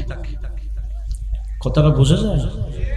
কিন্তু ইমাম হুসাইন শরীর যেখানে সেখানেও মাজার, মাথা যেখানে সেখানেও মাজার। শরীর হচ্ছে কুফাতে, মাথা হচ্ছে মিশরে। কুফা তো মাজার, মিশরও মাজার। মাজার হবে কার? হুসাইনিদের। বলেন না, মাজার হবে কার? হুসাইনিদের। সেজন্য হুসাইনিরাই মাজারের পক্ষে থাকবে। এই কথাটা বুঝতে পারছেন কি বলছি? হুসাইনিদেরই কি হবে? হুসাইনিরাই মাজারের পক্ষে থাকবে। ইয়াজিদের মাজার নাই, ইয়াজিদিদেরও মাজার হতে পারে না, এরা মাজারের পক্ষে নাই। মাজারের কথা শুনলেই এরা বলে মাজার পূজারী। মাজার পূজারী যারাই বলে সবাই কি ইয়াজিদি? বলেন না, এরা কি ইয়াজিদি। আর ইমামে আলে মাকামের যারা মোহাব্বত নিয়ে কবরে যায়, আমার আল্লাহ তাদের কবরটাকে ফেরেশতার জন্য মাজার বানাইবে। ফেরেশতারা এসে ওই মুহিব্বানে আহলে বাইত রাসূলের কবর জিয়ারত করে। একটু বড় আওয়াজ বলুন না সুবহানাল্লাহ। সেজন্য এই বিষয়গুলো লক্ষ্য করার দরকার আছে কিনা? আসুন, আমি কি বলতে চেয়েছিলাম, ইয়াজিদ এই খবর পাওয়ার পরে ভয় কাজ করতেছে, বলে আমি মারা গেল তো আমার লাশ এভাবে পোড়ানো হবে, বিদায় কেউ যাতে আমার খবর কোথায় তত্ত্ব না পায়। জোরে বলুন নাউজুবিল্লাহ। বলেন না। এই পর্যন্ত কেউ কি তত্ত্ব দিতে পারছে ইয়াজিদের মাজার অমুক জায়গা, ইয়াজিদের কবর অমুক জায়গায়? না, পাই নাই। সে নিজেই ওসিয়ত করেছে আমাকে গোপন ভাবে দাফন করবা, তাকে গোপন ভাবে দাফন করছে, তত্ত্ব রাখে নাই কোন জায়গায় দাফন করছে। কিন্তু ইমাম হুসাইন রাদিয়াল্লাহু তাআলা আনহুর মাজারে পাক, মাতা তো প্রায় 500 বছর যাবত আস্কলনে ছিল। আস্কলন থেকে 500 বছর পরে আবার মিশর আনা হয়েছিল। যে 500 বছর পরও দেখা যাচ্ছে ইমাম হুসেনের মাথা মুবারক দিয়ে তাজা তাজা রক্ত বের হচ্ছে, মেশক আম্বরের মতো সুগন্ধি বের হচ্ছে। এখনো মিশরের মধ্যে মসজিদে হুসাইন আছে। মিশরের মধ্যে মশাদে হুসাইন, যেখানে ইমাম হুসাইনের মাথা মোবারক আছে, সেখানে অনেক কারামত আছে। আমি এদিকে যাচ্ছি না, আমি এতটুকু বলবো, এই মুসলিম বিন উকবা তার পরিণতি শোনার পরে ইয়াজিদ এবং ইয়াজিদীদের এই পরিণত হয়েছে। একজনও স্বাভাবিক মরতে পারে নাই। সমস্ত ইয়াজিদীরা লাঞ্ছিত হয়ে, বড় আঘাত পেয়ে, জুলুম, এরা ইয়াজিদী বাহিনীরা লানতি হয়ে আযাব এর মাধ্যমে দুনিয়া থেকে মরেছে। স্বাভাবিক মরা একজনও মরে নাই। বড় আওয়াজে বলুন না নাউজুবিল্লাহ। আল্লামা ইবনে সুদ্দি উনি রওয়ায়াত নোট করছেন, আপনারা একটু মনোযোগ কামনা করছি। সুদ্দি বড় বড় বড় মুহাদ্দিস ছিলেন। একজন সুদ্দি কবির ছিলেন, একজন সুদ্দি সগীর ছিলেন। ইমাম সুদ্দি উনি বর্ণনা করছে, আমার কাছে এই তথ্য আসছে, ইয়াজিদীদের মধ্যে একজন ইয়াজিদীদের কথা। সেটা কি জানেন? একটা অনুষ্ঠানের মধ্যে এক হুজুর ওয়াজ করতেছেন কারবালা যুদ্ধের পরে, মুক্তার সকফির শাসনের পরে। এক বান্দা ওয়াজ করতে গিয়ে বলতেছে, আমার আল্লাহ একজন ইয়াজিদীকে স্বাভাবিক মরতে দেয় নাই, আযাবের শিকার হয়ে মরতে হয়েছে। জোরে বলুন, আর একটু জোরে বলুন। তখন মধ্যখান থেকে একজন দাঁড়ায় গেছে, বলে হুজুর আপনার আলোচনা বন্ধ করেন। কেন? বলে আপনি মিথ্যা বলছেন। বলে কিরকম? বলে আপনি না বলছেন সমস্ত ইয়াজিদীরা শাস্তি পাইছে। কই 22,000-এর মধ্যে আমিও তো একজন ছিলাম, আমার তো কিছু হয়নি। বড় মারাত্মক না? উনি বলতেছেন সবার সামনে আমার তো কিছু, আপনি তো বলছেন সবাই শাস্তি পেয়েছে। এই হুজুরও চেহারা মলিন করে ফেলেছেন। আল্লামা সুদ্দি বয়ান করতেছে, ওই মানুষ দাবি করেছে আমার তো কিছু হয় নাই, এই কথা দাবি করে বাড়িতে গিয়ে সন্ধ্যাবেলায় এখন না টিপ দিচ্ছে, কারেন্ট এসে গেছে, লাইট জ্বলতেছে। তখন কি টিপের কাজ ছিল? তখন কি চলছে? তেল দিত, চেরাক জ্বলাইতো, ল্যাম্প জ্বলাইতো, এরকম তেলের বাতি। সন্ধ্যা যখন গেল, তেলের বাতি দিয়ে তেল ঢালতেছে বাতির মধ্যে।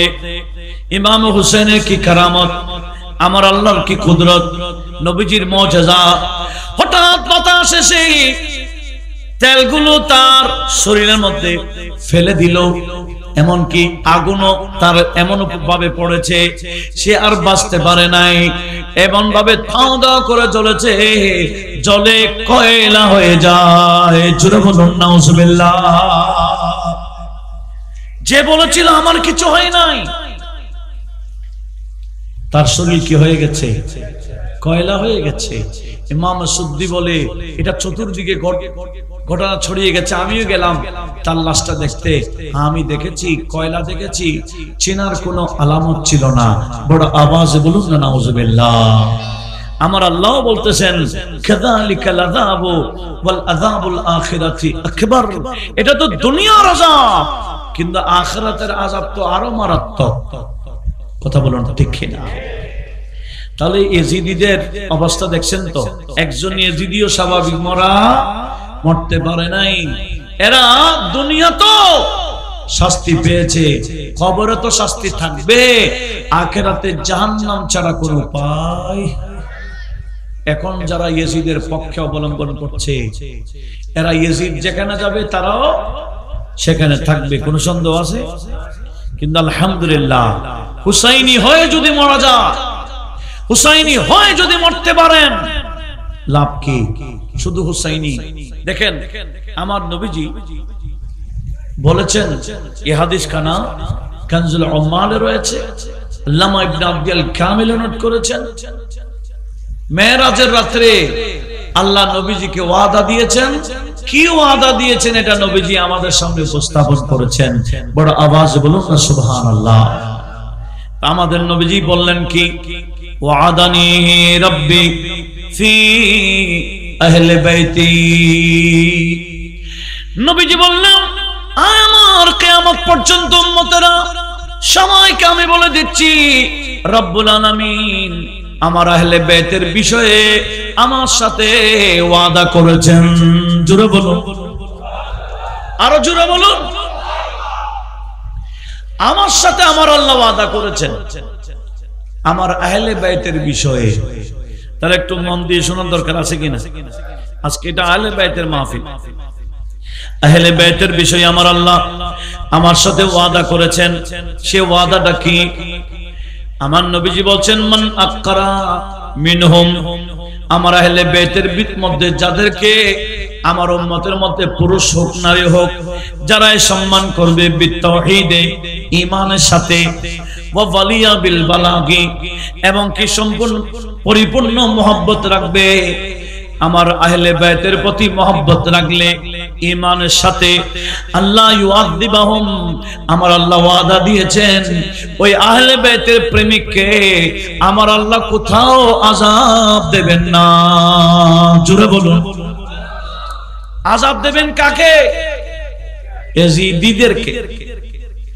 আর আযাব দেবেন না হুসাইনীদেরকে। সুবহানাল্লাহ বলবেন না?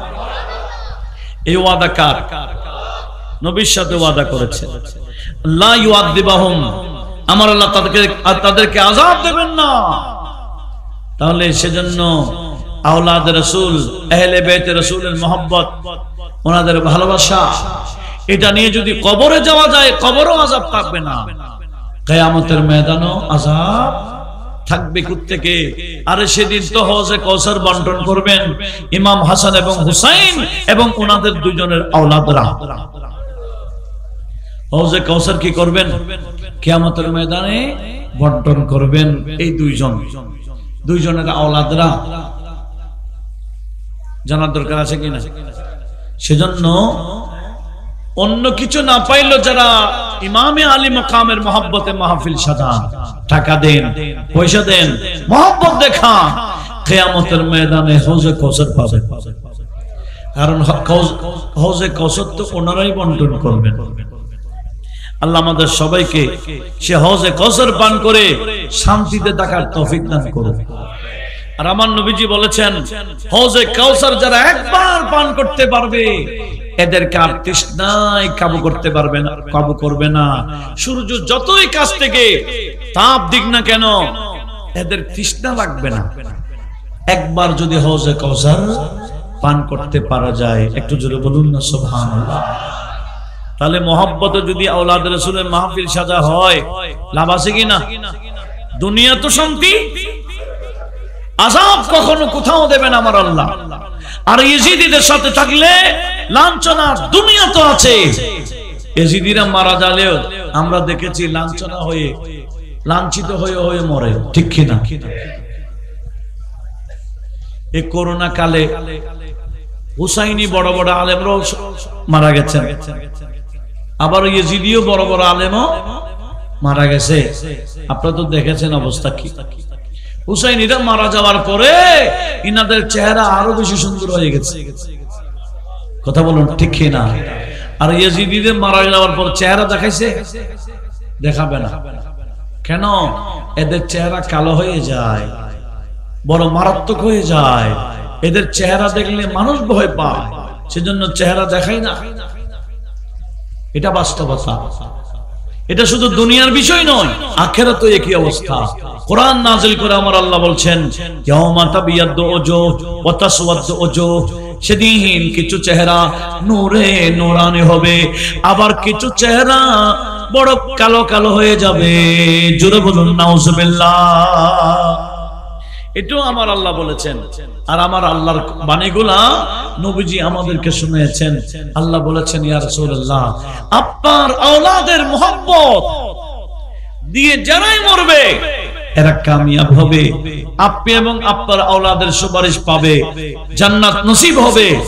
আর যারা অন্তরের মধ্যে আপনার আওলাদের ভালোবাসা রাখবে না, বরঞ্চ ভালোবাসার বিপরীত রাখবে, এদেরকে কিয়ামতের ময়দানে চেনা যাবে যে ওয়াজহুহু মাসওয়াদা, তার চেহারাগুলো কালো হয়ে যাবে। একটু বড় আওয়াজ বলুন না নাউজুবিল্লাহ। চেহারা কি হয়ে যাবে? কালো। সেজন্য কিয়ামতের ময়দানে ইয়েজিদি চেনা যাবে কালো কালো চেহারা, আর হুসাইনি চেনা যাবে এদের চেহারা নূরে নূরানি হবে। বড় আওয়াজে বলুন না সুবহানাল্লাহ। সেজন্য আমাদের সবাইকে হুসাইনি হয়ে মরার দরকার আছে কিনা? আল্লাহ আমাদের সবাইকে হুসাইনি হয়ে মরার তৌফিক দান করো। সেজন্য এক আশিক বলতেছে, ওগো হুসাইন, যুগ যুগে ইয়াজিদি থাকবে, আপনার মতো যুগ যুগ হুসাইনের দরকার আছে। আছে কিনা? এহতেমাল आने का है फिर यजीदियत का दौर, एहतिमाल आने का है फिर यजीदियत का दौर, फिर जहां वालों को है तेरी जरूरती ए हुसैन, अल्लाहुम्मा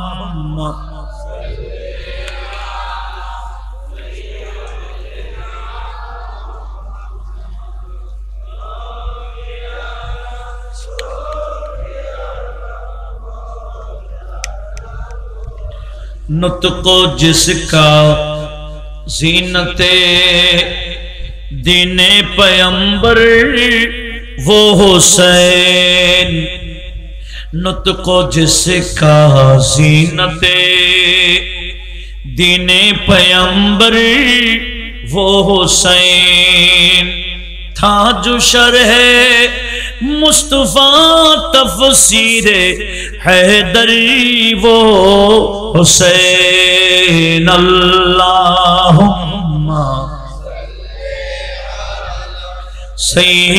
सय्यिदीना मुहम्मदिन नबीना।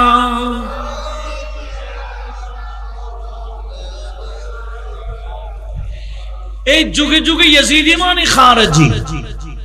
ইয়াজিদি মানে কি? ইমাম আল্লামা নুরউদ্দিন জামি শাওয়াহিদুন নবুয়তের মধ্যে এক ঘটনা নোট করেছেন। সেটা কি জানেন? এক এলাকায় এক খারজি ছিল যে হযরত আলী এবং আওলাদ আলীকে গালি দিত। বড় আওয়াজে বলবেন না নাউজুবিল্লাহ। আমাদের দেশেও খারজি আছে কিনা? ইয়াজিদি গুলারই খারজি। হযরত আলী এবং আওলাদ আলীকে গালি দিত। ওই এলাকায় একজন হুসাইনি ছিলেন, বড় সুফি সাহেব ছিলেন। শোনার পরও কোনো প্রতিবাদ জানাইতেন না। আওলাদ রাসূলের বিরুদ্ধে বললে প্রতিবাদ জানাবার দরকার আছে কিনা? যদি প্রতিবাদ না জানান অবস্থা কি হবে একটু শুনুন। সেটি কি? ওই সুফি সাহেব একদিন ঘুমের মধ্যে স্বপ্ন দেখতেছে কিয়ামত কায়েম হয়ে গেছে। আমরা স্বপ্ন দেখি কিনা? দেখতেছে কিয়ামত কায়েম হয়ে গেছে। সবাই দৌড়তেছে বাঁচার জন্য, একদিকেই দৌড়ছে। সুফি সাহেব বলে আমিও দৌড়ি, দৌড়তেছি। দৌড়তে দৌড়তে দেখলাম মানুষ দুই লাইন কাতার বন্ধ হয়ে আছে। একটা কাতার, দুইটা কাতার, মানুষ গিয়ে সামনে যাচ্ছে। আর কাতারের মাথায়, এক কাতারের মাথায় ইমামে হাসান, আরেক কাতারের মাথায় ইমামে হোসেনকে দেখা যায়। এনারা দুইজন হজে কাউসার বন্টন করছে। কি করতেছেন? মানুষও যাচ্ছে হজে কাউসার নিয়ে নিয়ে সরে যাচ্ছে, পিছন থেকে আসতেছে।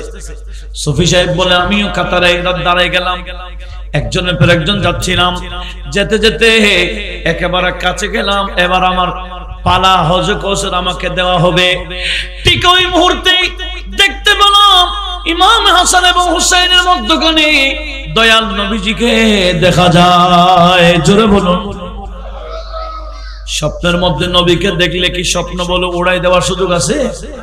কারণ আমার নবীজি বলেন মান রাআনি ফিল মানামি ফাকাদ রাআল হাক্কা, কেউ যদি আমাকে স্বপ্ন দেখে, স্বপ্ন নয় এটা বাস্তব।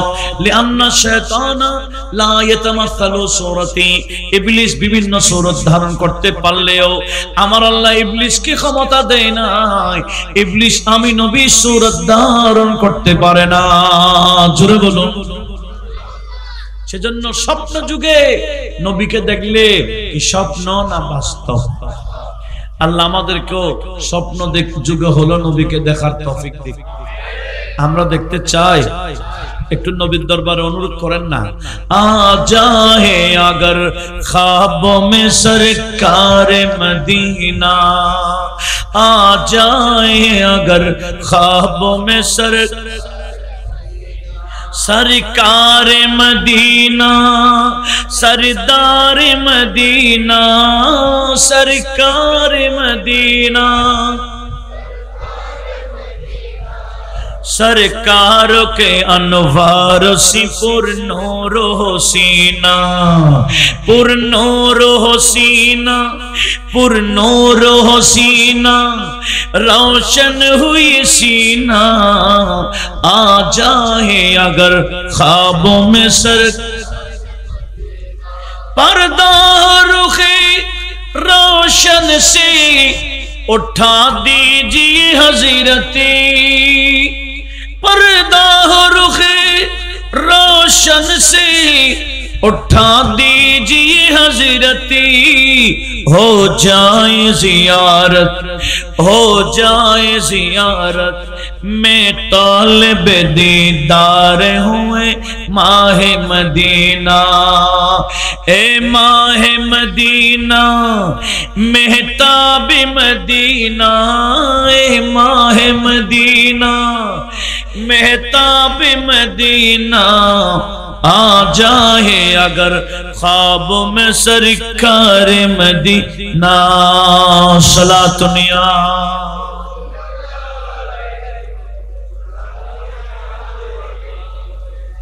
তাহলে নবীজিকে স্বপ্ন দেখলে কি স্বপ্ন না বাস্তব? এবার বলেন তো দেখি নবীজিকে কোথায় দেখা যাচ্ছে? ইমাম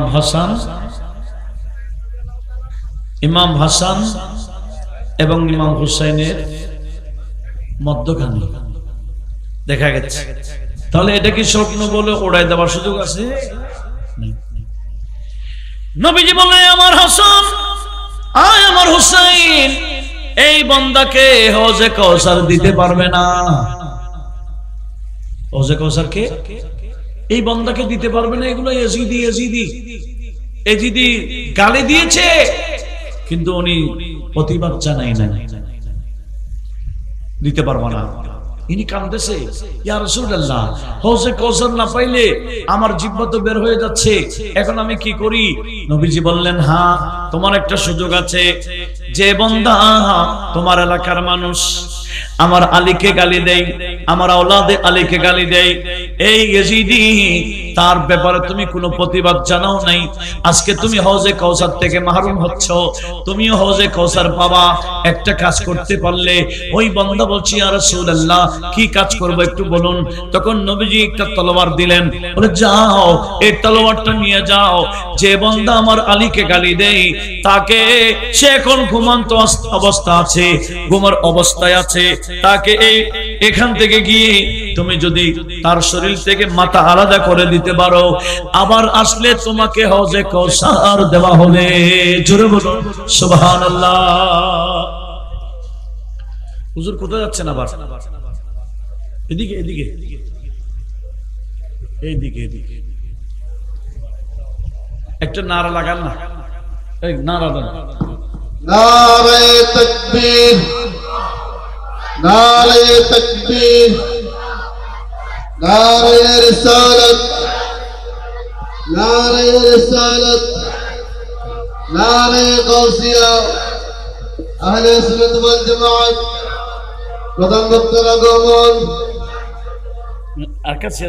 সম্মানিত হাজরিন, আমাদের মাঝে এসে উপস্থিত হয়েছেন আজকের মাহফিলের প্রধান বক্তা জামিয়া আহমদিয়া সুন্নাহ কাম মাদ্রাসার সম্মানিত লেকচারার হযরতুল্লাহ জনাব মাওলানা জয়নুল আবেদিন কাদরী মাদ্রাসাতুল আলিয়া।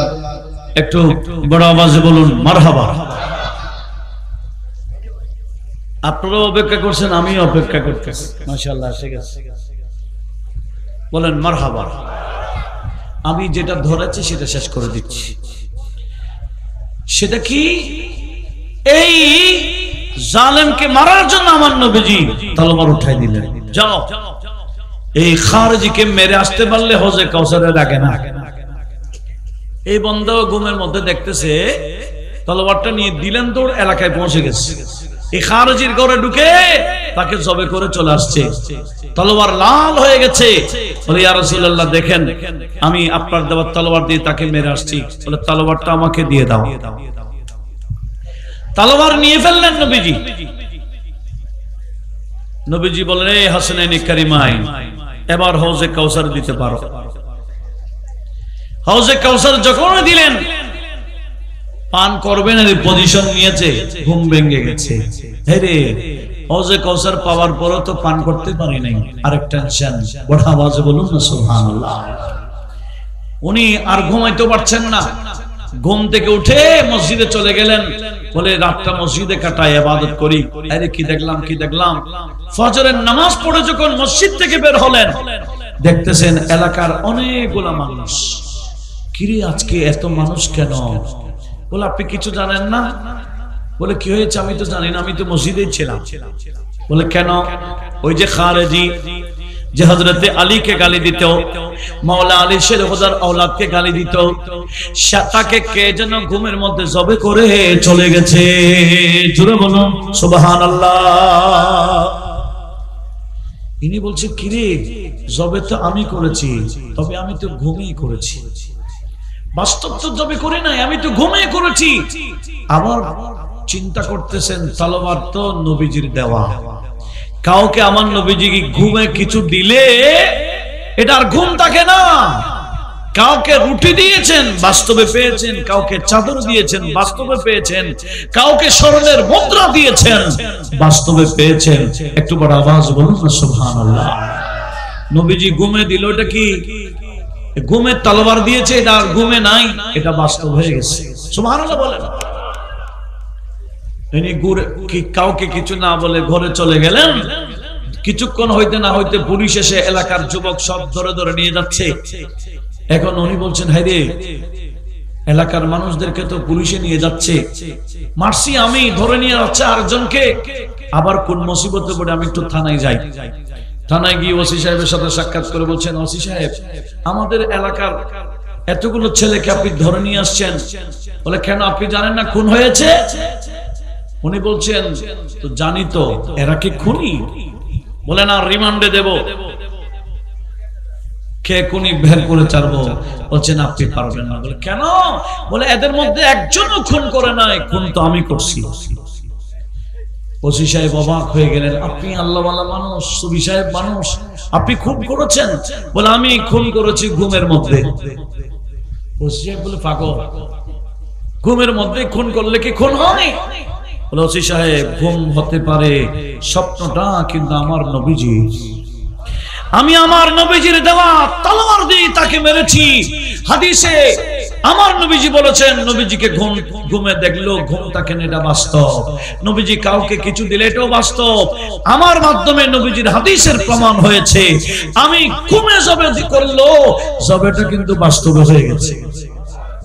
বিস্তারিত ঘটনা যখন বলে দিলেন, ওসি সাহেব বলে বসছি, আপনার মাধ্যমে নবীজির মুজিজা প্রকাশ পেয়েছে, এই খারজির শাস্তি হয়েছে। আপনার বিচার তো আমরা করতে পারবো না, আপনি তার বাস্তব করেন নাই, ঘুমে করেছেন। আপনি চলে যান, এলাকার নওজওয়ান গুলাকে নিয়ে যান। একটু বড় আওয়াজ বলুন না সুবহানাল্লাহ। আল্লামা নুরউদ্দিন জামি এগুলা বয়ান দিয়ে এটাই প্রমাণ দিচ্ছেন যে কিয়ামত পর্যন্ত যারা ইয়াজিদি হবে এদের উপর লানত, দুনিয়াতে লানত, আখিরাতে লানত। এরা হাউজে কাউসার পাবে না, হাউজে কাউসার পাবে হুসাইনিরা। একটু জোরে বলুন না সুবহানাল্লাহ।